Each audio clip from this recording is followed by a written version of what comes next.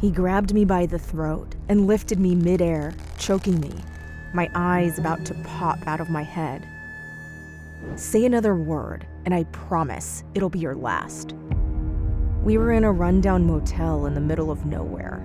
The room, it might have been retro 15 years ago. Now, it just looked like I did, beat up. The only piece of artwork was a green landscape, so faded it might as well have been a scene of a post-apocalypse.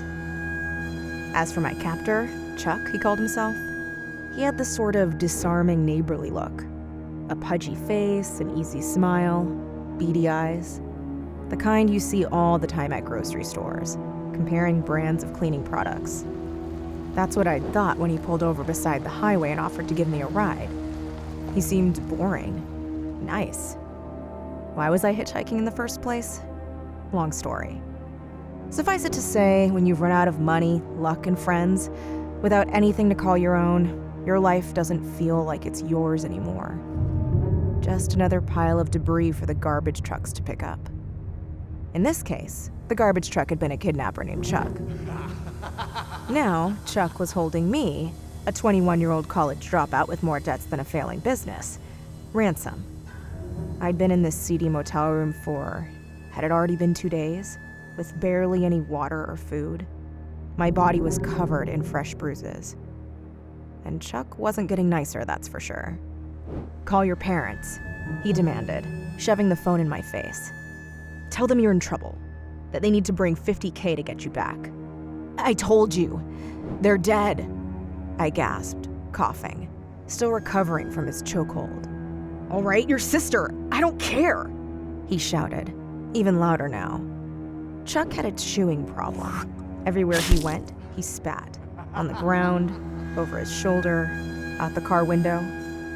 If you looked closely, you could see the tobacco bump in his upper lip. The only evidence of his fixation. Of his sickness.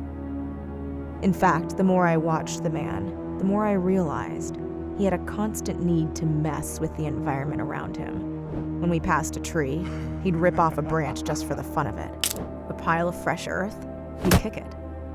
He lit things on fire when he was bored.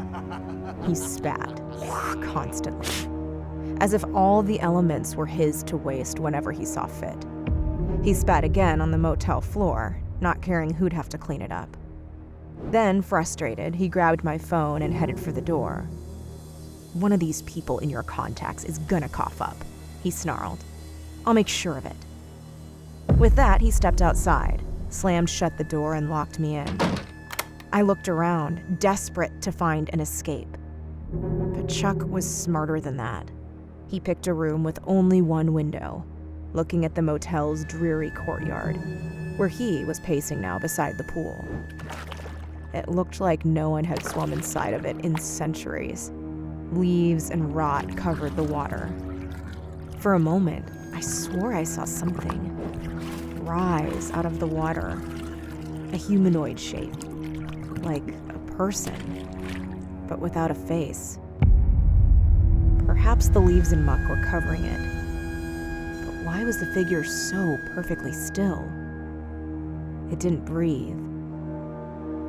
It hardly moved.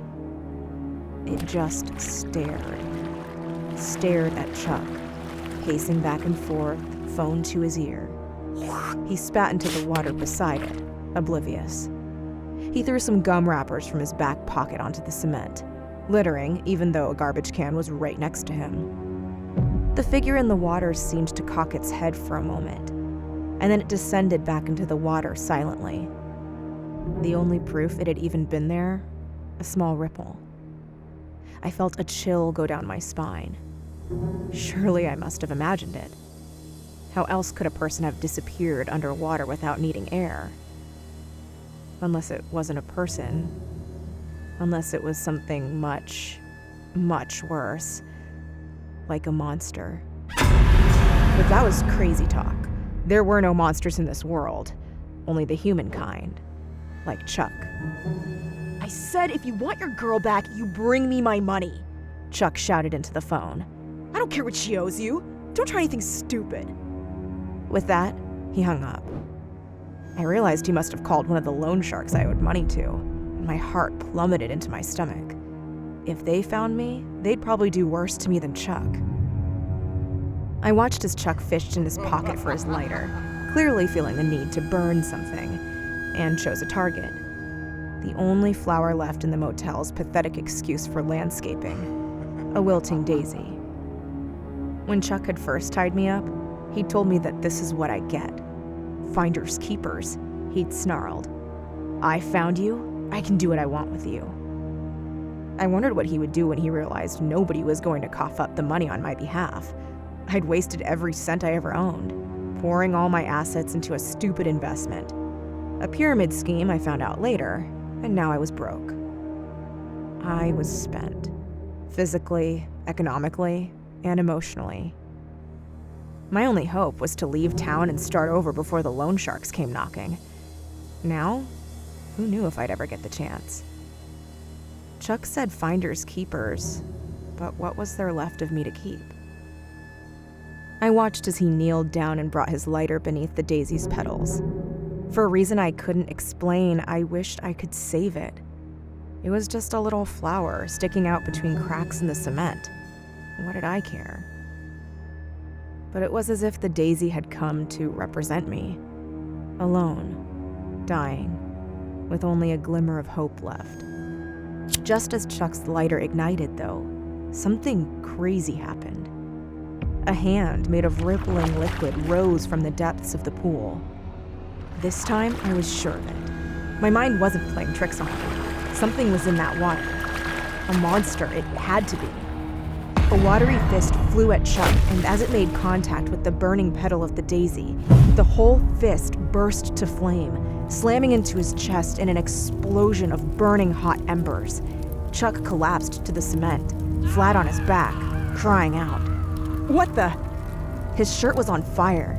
He quickly ripped it off, stamping on it, and ran toward the room.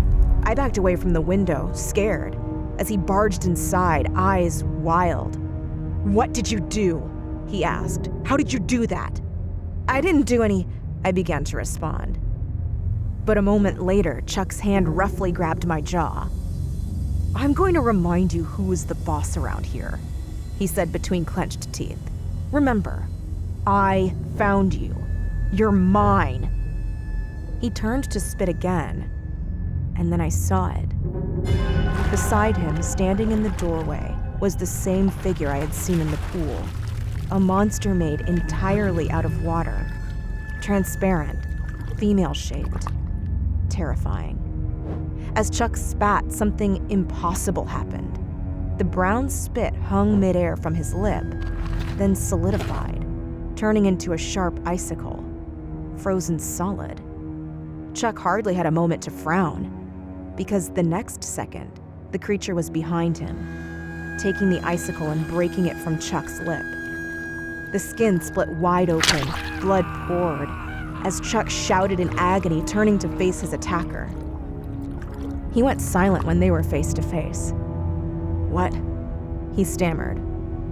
What are you? The monster held up the remains of the discarded gum wrappers, the litter in her watery hand, and I could almost imagine it saying, Finders keepers. A second later, the monster shoved the trash down Chuck's throat, along with her entire arm of water, drowning my captor before my eyes. He fell to his knees, choking and sputtering, searching left and right for anything to defend himself with. But there was nothing. To my surprise, Chuck had more fight in him than I expected, as he leapt midair toward the monster, slamming his whole weight against her. The monster hit the wall in a splash of water, turning to a puddle beneath his feet. He smirked, thinking himself the winner, when the water reformed around his legs and, grabbing hold, swung his entire body against the wall, cracking it wide open, dust flying everywhere. Gashes in his head were spraying blood. He kicked and clawed at the water, punching the slippery substance with all his might, but she only punched back even harder, slamming his head into the carpeted floor over and over again, making him nothing but a heap of trash, just like he'd treated the world and me. At last, she let him go, and I thought Chuck might be done for. Then, his eyes flickered open, fixed on me, and he roared with rage. He crawled toward me, certain I was to blame somehow for this. I tried to back away, but Chuck was too fast. His hand was around my throat again as he spat a mix of tar and blood. The whole world began to become blurry as my eyes swam. I was sure this was the end. When suddenly, with an ear-splitting screech, the monster, now the color of tar, mirroring Chuck's rotten insides no doubt, flew into Chuck, through his eyeballs, through his ears, through his open mouth, every orifice choking on the black tar-like substance. He was forced to let go of my neck as I scooted away as fast as I could, gasping for air. Chuck's entire head began to double in size, like a tumor growing fast forward. His beady, bloodshot eyes locked onto mine as if begging, "Please help." But I simply smiled in response. Was I worth keeping Chuck? His whole body convulsed violently as his veins bulged from his skin, rupturing him from the inside out. Then, like a watermelon hitting cement, Chuck's whole head exploded in an endless gush of black tar and oozing brains. A moment later, he slumped and hit the motel floor with a sickening thud. Dead as can be. I stared in disbelief, both exhilarated and horrified. Whatever had just saved me, whatever that monster was, she was pooling together, leaving the black tobacco-stained remains of Chuck behind, and becoming clear as rain again.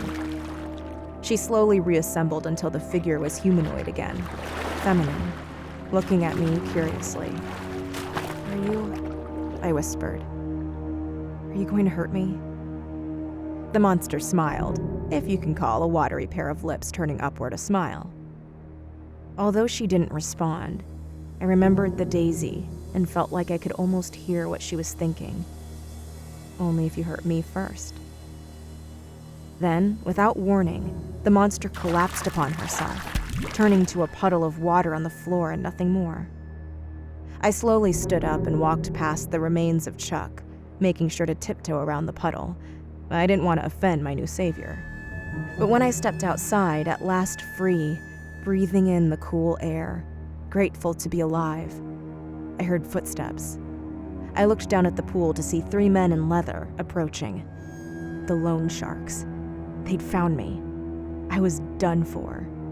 But as one man threw his cigarette into the pool and it hissed upon impact, I smiled. The water was rising again, coming for them. The monster made of water, of fire, of earth, of wind. She wouldn't rest until all those who hurt the world suffered. The monster who had found me and kept me safe.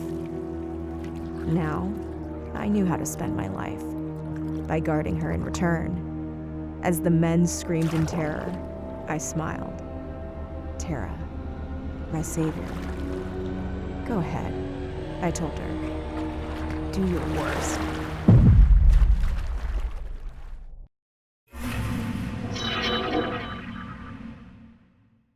Watch new vids every Monday, Wednesday, and Friday, only on Crypt TV.